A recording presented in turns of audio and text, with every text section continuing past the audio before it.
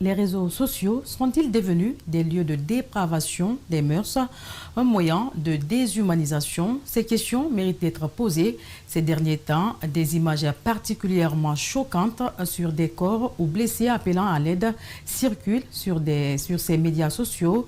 Des internautes prennent du plaisir à filmer et diffuser ces scènes sensibles sans aucun respect pour la dignité humaine. Mamadou Kalisso, Kerno Sadouba. 1600 likes, 561 commentaires et 1700 partages en un laps de temps. Pourtant, le contenu de cette vidéo est particulièrement choquant. Des images et vidéos horribles de l'accident tragique qui a coûté la vie à l'artiste Navigator ont fait le tour du monde. Des internautes qui ne se soucient guère de heurter la sensibilité du public. Les images qui ont été publiées après l'accident brutal qui a emporté l'artiste Navigator sont très choquantes, surtout si on essaye de se mettre à la place des membres de la famille de l'artiste qui n'étaient pas encore informés et qui ont appris le décès de leurs proches à travers ces vidéos. Ça, c'est des chocs quand même qui ne peuvent pas oublier de sitôt.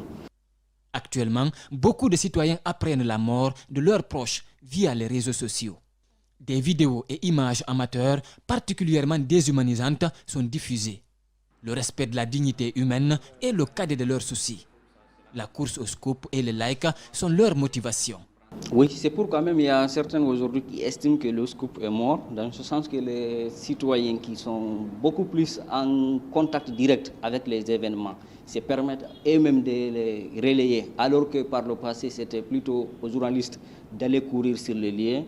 La recherche des likes, partages et commentaires au détriment de la dignité humaine. Ces sociologues y voient une forme d'incivisme numérique. La dépravation des mœurs qui prohibe ce genre de comportement.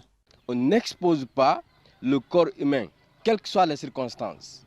Mais aujourd'hui, on constate qu'on expose même des cadavres dans les cimetières. Aujourd'hui, on constate qu'on expose des personnes accidentées qui ont besoin de secours.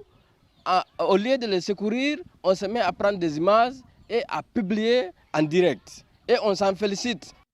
Ces consultants en éducation pointent du doigt la désuétude du système éducatif guinéen.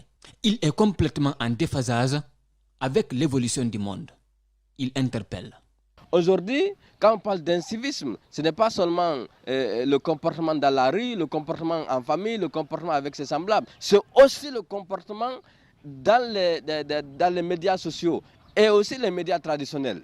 Il faudrait que cela soit instauré dans nos programmes d'enseignement.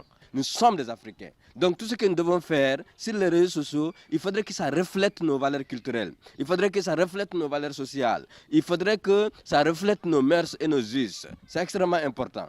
Les réseaux sociaux rapprochent les humains. Leur mauvais usage peut être dangereux pour l'humanité.